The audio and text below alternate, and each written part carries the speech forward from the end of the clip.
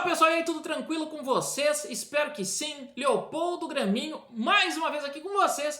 E hoje eu tô trazendo um vídeo aqui que foi um pedido lá no Instagram de uma seguidora minha, Juscelma dos Reis. Ela fez o seguinte pedido pra mim. Eu postei um vídeo mostrando uma sequência de intubação. E ela fez o pedido assim: faz um vídeo preparando, por gentileza, todo o material para intubação e como realizar as drogas sedativas.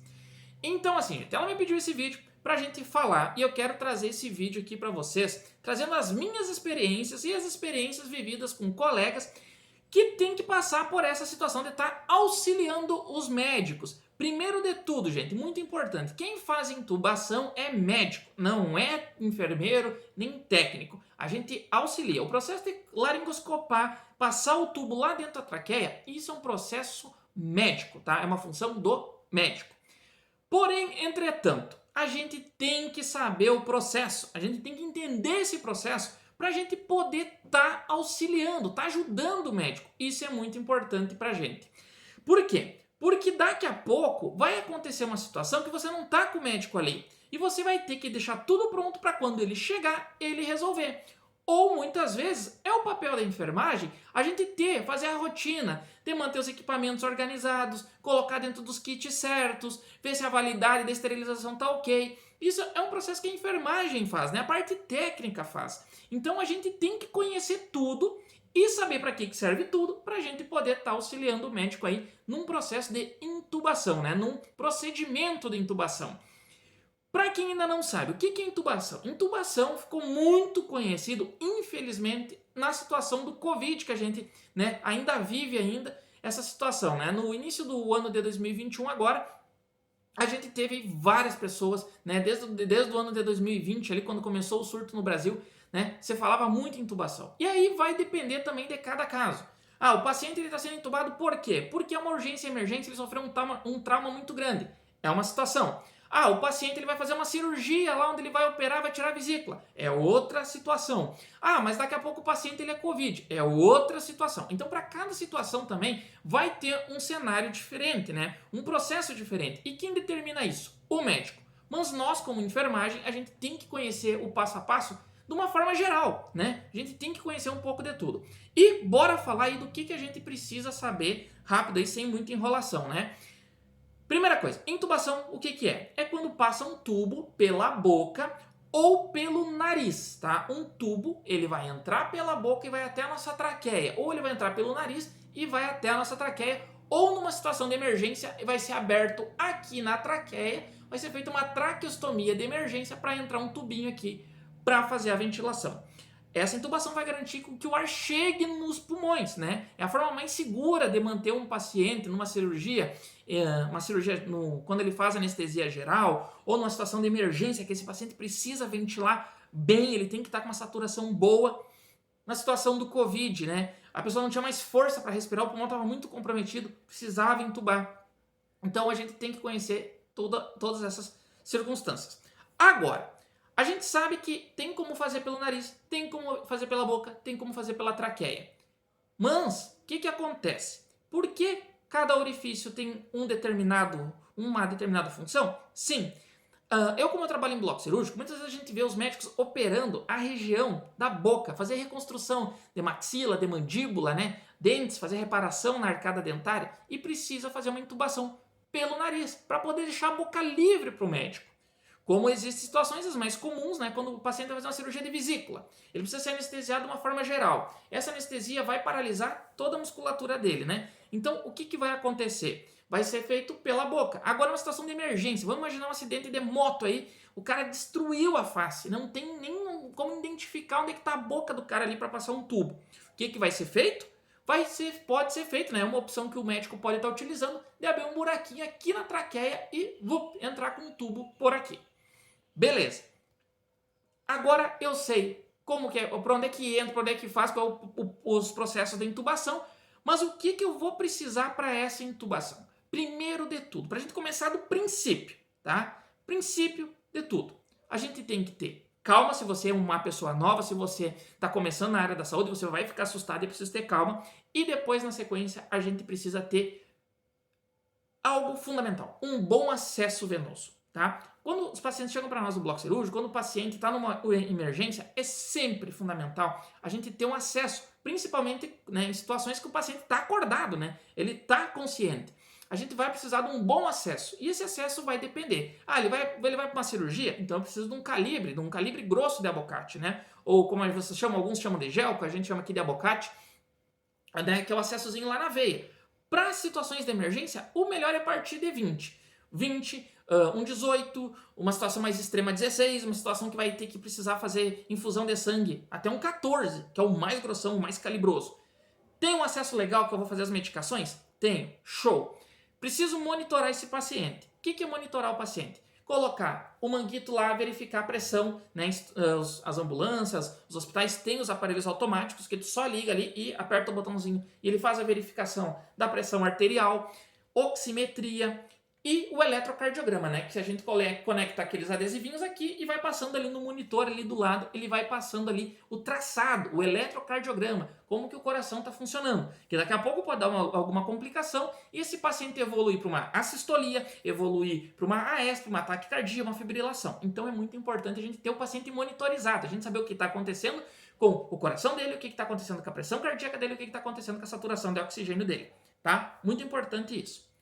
Aí a gente vai precisar saber o que é utilizado para intubar, né? Não é só um tubo e não é só um laringoscópio e um médico. Não, não é, tá? Mas muitas vezes acontece de ter só isso, mas não é só isso, tá?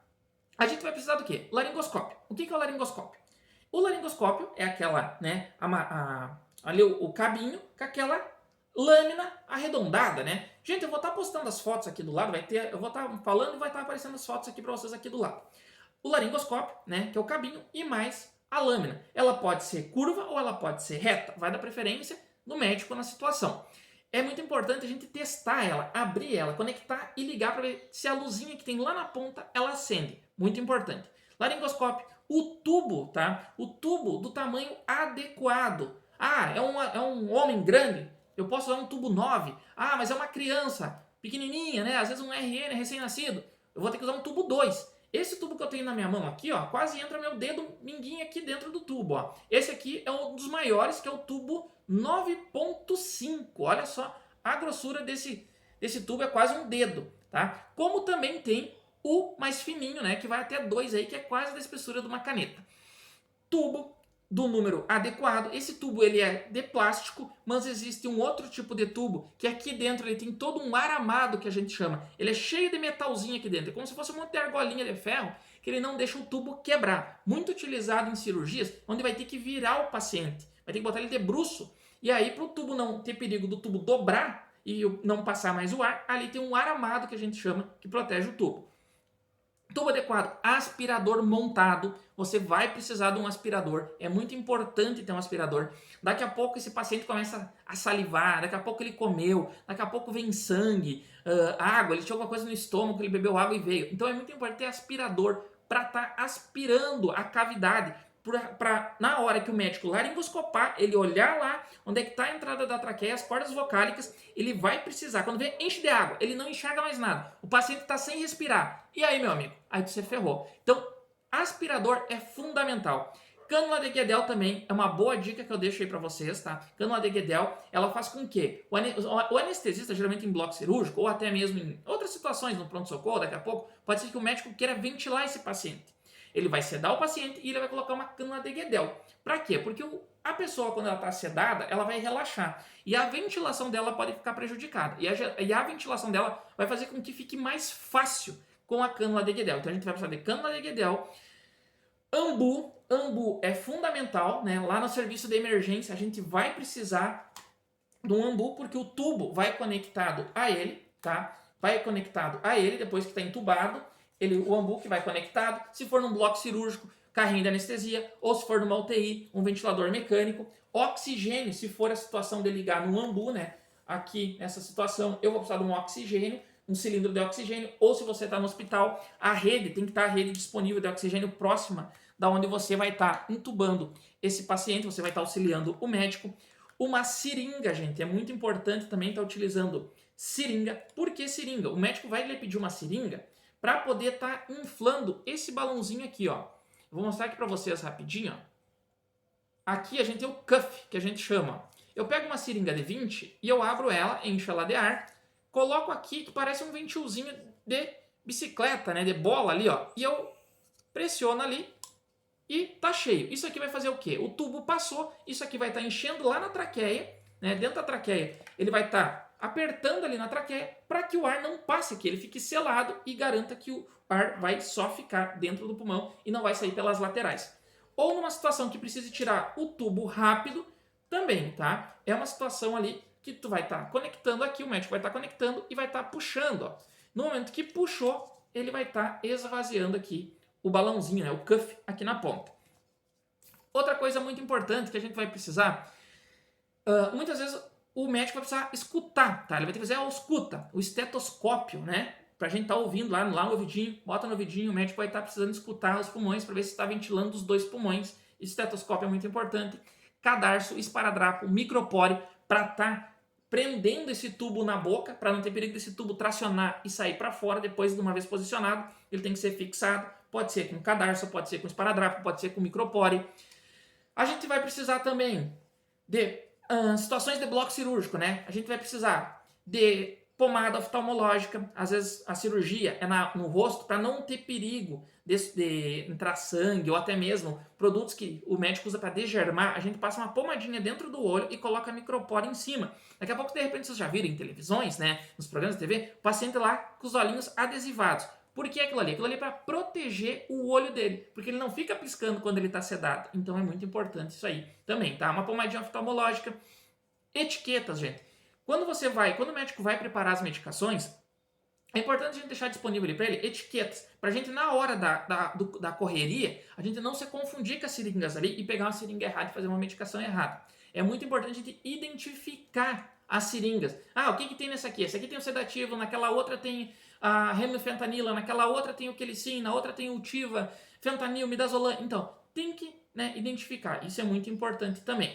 Então, todos esses itens são fundamentais para a gente. Em bloco cirúrgico também a gente utiliza de via aérea difícil. Esse kit de via aérea difícil, ele é uma lâmina de laringoscópio especial, que lá na ponta a lâmina de laringoscópio ela é curva e ela é fixa, assim. Vamos pegar o exemplo do dedo aqui. Só que essa da via aérea difícil, ela articula na ponta. Eu vou botar uma foto aqui para vocês verem.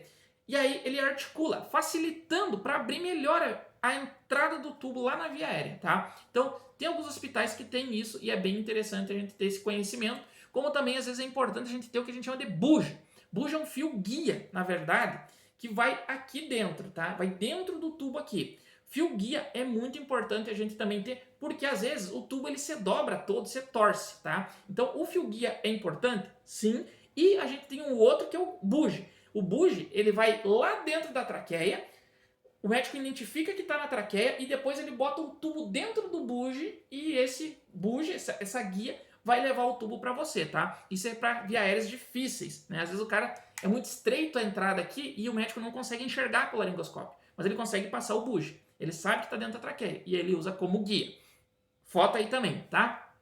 Então, todos esses itens, é importante a gente ter eles dentro dos kits, ter eles identificados, saber para que serve cada um deles e saber que está ali. Onde é que está? Na hora da correria, eu tenho que pegar isso no escuro. Eu tenho que chegar lá na prateleira, eu tenho que chegar no carrinho ali e pegar isso no escuro. Onde eu botar a mão, eu sei o que eu estou pegando. Isso é muito importante vocês também terem, porque a gente nunca sabe qual é o momento da urgência, da emergência, e eu vou precisar ali o mais rápido possível. Isso aí também, tá? Outra coisa importante que a gente tem que pensar em bloco cirúrgico é ter essas mascarazinhas aqui disponíveis também. Muitas vezes o médico oxigena antes o paciente. Ele faz o paciente respirar oxigênio puro para dar tempo de intubar esse paciente, porque ele vai parar a respiração, ele vai parar a parte muscular e daqui a pouco o paciente vai fazer apneia, ele vai ficar um período sem respirar, que é o tempo de laringoscopar e colocar o tubo. Então o médico joga oxigênio para dentro, o paciente está acordadinho, de boa ali, ele bota uma mascarazinha no rosto e manda lá a nossa vítima, o nosso paciente, ficar respirando fundo. Ele está jogando oxigênio puro para dentro. Por isso que é muito comum, quando a gente fala de bloco cirúrgico, a gente vê os vídeos, a pessoa chegar lá com a máscara, né, e botar no rosto. Aquilo ali o anestesista faz para oxigenar a vítima. Certo, pessoal? Para o nosso vídeo não ficar muito longo, aí eu vou falar um pouquinho das medicações. Gente, eu não vou falar em dose de medicações, porque eu não sou médico, tá? E cada médico tem o seu protocolo, cada vai interpretar de cada maneira, mas eu vou falar, tipo, de um modo geral, o passo a passo aqui das medicações. Olha só, medicações. Vamos começar a falar das medicações, dos opioides, tá? Dos analgésicos. A gente usa analgésico muito potente, tá? Em situações de emergência, nas situações de anestesia geral.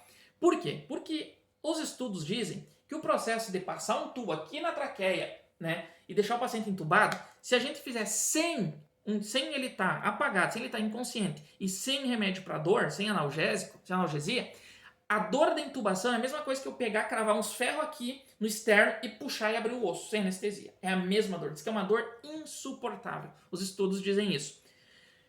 Então, o que o médico vai geralmente fazer? Ele vai dar uma sedada, porque o paciente vai estar nervoso, ele vai estar preocupado, ah, meu Deus, eu vou ser entubado, alguma coisa assim, tarará. Então o médico vai dar uma sedada, vai né, fazer ele ficar mais calminho. Com o que eles fazem isso geralmente? Midazolam, dormonide. Eles vão estar fazendo a sedação, né, com midazolam, ali para dar aquela relaxadinha, o cara ficar de boa, ele vai ficar calminho, e aí ele vai vir com o opioide, ele vai vir com a medicação que vai fazer com que o cara não sinta dor, que vai baixar ali a dor, né? Vai evitar que ele tenha dor. Que geralmente quais são as medicações que eles utilizam no bloco cirúrgico ou em situações de emergência aí? Fentanil, alfentanil e ramifentanila, tá? São opioides, são analgésicos, são remédios que muito potentes, muito mais fortes que a morfina, essas medicações. Essas medicações, tipo o alfentanil, um exemplo, se você administrar 1 ml dele, pode provocar uma parada respiratória nele. Tá? Ele é muito potente, ele rebaixa demais o nível de consciência da pessoa. Tanto é que ele é usado também como sedativo muitas vezes por alguns médicos. Então, na questão da anestesia, fentanil, alfentanil e ramifentanila, tá? Que são opioides, eles fazem com que a pessoa não sinta dor. Fez essa medicação, o cara já começa a ficar mais zen ali, porque vai dar uma bobeada, vai ficar meio tonto, e aí o médico vem com o propofol ou a ketamina, que é o que induz ao sono, que é para fazer o cara dormir mesmo. Propofol é aquele branquinho, é tipo um leitoso, assim, ele tem uma aparênciazinha leitosa. A ketamina ela é transparente, mas ela tem um efeito semelhante ao do propofol, tá? Mas cada um tem as suas particularidades, e eu não vou entrar nessa situação. Depois a gente vai ter ali os bloqueadores neuromusculares, que são quais? Os mais conhecidos, atracúrio, cisatracúrio, rocurônio, quelicin. O quelicin é o mesmo succinilcolina, tá? Todos eles são bloqueadores neuromusculares. O que eles fazem? Eles fazem a musculatura parar. Eles fazem a musculatura parar. Por que isso? Porque o que faz a gente respirar? É a parte muscular, o diafragma faz a gente ficar respirando. Só que quando o paciente vai para ser entubado, ele vai ficar numa via aérea mecânica. Ou seja, o carrinho de anestesia, ou seja, o ventilador mecânico, no caso dos Covid, ou no caso do ambu, né? Então a gente precisa relaxar a musculatura dele, até para ficar mais fácil para o médico entubar. Porque daqui a pouco a gente tem muito músculo nessa região aqui também do pescoço, e esses músculos se contraem, se retraem demais, e aí o médico não consegue, não tem força para fazer a laringoscopia e não consegue passar o tubo. Então, ele vai fazer o quê? Ele vai fazer um relaxante muscular, né? Um bloqueador neuromuscular. Ele vai fazer a musculatura parar. Parou, entubou, botou no carrinho de anestesia, botou no ventilador mecânico ou vai botar ali para ficar ventilando no ambu. Gente, como eu falei para vocês, cada situação é uma situação. Se eu estou falando de bloco cirúrgico, eu vou fazer esse passo a passo. Midazolam, faço o fentanil, faço um propofol, faço um cisatracúrio, né? O paciente intuba e liga ele no carrinho de anestesia, onde ele vai estar fazendo medicações como isofurânio ou sevoflurânio, que são medicações inalatórias, né? Ela vem em forma de gás pelo tubo, ela sai lá do carrinho de anestesia e vem em forma de gás pelo tubo e mantém o paciente apagado, né? O paciente vai estar inconsciente e nisso os médicos associam ali um remédio para dor. No caso, um exemplo, a ramifentanila, que geralmente os médicos gostam de colocar nas bombas de infusão e ali fica tocando aquela medicação que o paciente vai ficar sem dor e inconsciente na anestesia geral. Pois bem, como eu falei para vocês, isso é uma sequência de bloco cirúrgico. Mas daqui a pouco você vai ver lá numa situação onde o paciente está em parada cardíaca, o médico chega, ele pega um laringoscópio, ele pega o laringoscópio, ele pega o tubo e toca. E não tinha nem acesso a esse paciente. Pois bem, por que ele fez isso? Porque o paciente, ele já está inconsciente, ele não está sentindo dor. Em parada cardíaca, imagina, o cara está morto. Ou o cara deu uma batida muito forte na cabeça, ele tem um TCE, o osso ali tá quebrado, né? O traumatismo crânioencefálico, o cara tá totalmente inconsciente. O que vai acontecer? O cara não vai sentir dor, o cara não vai sentir nada, ele já tá apagado. Então, laringoscopia e toca para dentro o tubo. E mete no ambu ou, enfim, onde for necessário ali, de acordo com... Se tá num pronto-socorro, coloca no ventilador mecânico, no ambu. Agora, vamos imaginar o seguinte. Vamos pensar que esse paciente está com Glasgow 8. Ele está consciente, mas ele sente muita dor e ele está começando a evoluir para uma situação mais crítica. Tu vê que ele está tendo sérios problemas e tu precisa entubar esse cara rápido. O que o médico lá no pronto-socorro pode fazer? Midazolam e um fentanil. O midazolam é para dar uma sedada, deixar ele bobão lá. Aí vem o fentanil, que é para tirar a dor. O fentanil não vai deixar ele com dor e também vai ajudar a sedar ele. Vai deixar ele com nível de consciência mais rebaixado ainda. E aí toca o tubo. Isso nas situações de emergência. E daí depois administra outras drogas para manter ele sedado. Certo, pessoal? Gente, é muito difícil eu querer falar para vocês, ó, para tal situação faz tal medicação, para tal situação faz outra medicação. Eu não sou médico, então eu não tenho como dizer isso para vocês. Mas eu digo, estudem pelo menos esse passo a passo que eu falei para vocês. Vocês têm que saber o que são os opioides, o que são os hipnóticos, que é o caso do Propofol e da ketamina, do bloqueador neuromuscular, o atracuro, o cisatracuro, o rocurônio, Kelicin. Conheça um pouco de cada medicação dessa. Tudo isso são medicações que vocês têm que conhecer para saber. O médico pediu, você já sabe. Ah, tá. O Kelicin, ele relaxa a musculatura. Ah, o afentanil, o médico pediu o fentanil. Eu sei que é para dor. Ah, midazolam, ele vai sedar o paciente. Então já leva o midazolam que eu sei que ele vai sedar o paciente. Eu tenho que conhecer esse passo a passo do que ele está pedindo e o que ele está fazendo, para eu poder auxiliar ele. Digo para vocês de coração. Gente, quando eu comecei no bloco cirúrgico, eu não tinha ideia dessas medicações. Eu cheguei lá muito cru. E eu fui pegar meu caderninho, eu anotava as medicações, eu olhava o que o médico usava, eu anotava e ia pesquisar. Como vocês estão fazendo agora. Essa nossa seguidora pediu aqui para mim fazer esse vídeo, eu estou fazendo aqui para vocês. E já digo, acompanhem aqui a nossa página, acompanhem aqui o YouTube, acompanhem o Instagram, que eu garanto que vocês não vão se arrepender. Se inscreve agora no canal, que vocês vão aproveitar muito nosso conteúdo aqui, tá? Se vocês têm dicas, têm sugestões, deixa nos comentários aí. Certo, pessoal? Gente, espero ter ajudado vocês de alguma maneira. Se ficou alguma dúvida, me manda mensagem, digita aí nos comentários, vai lá no Instagram, me manda no direct, que o mais rápido possível eu vou tentar responder para vocês. Tem mais vídeos que os seguidores me pediram, que eu ainda não consegui fazer devido ao meu tempo, mas eu vou conseguir. Logo aí eu vou estar mandando os vídeos que todos vocês me pediram. Um forte abraço e até o próximo vídeo. Não se esqueça, se inscreve no canal!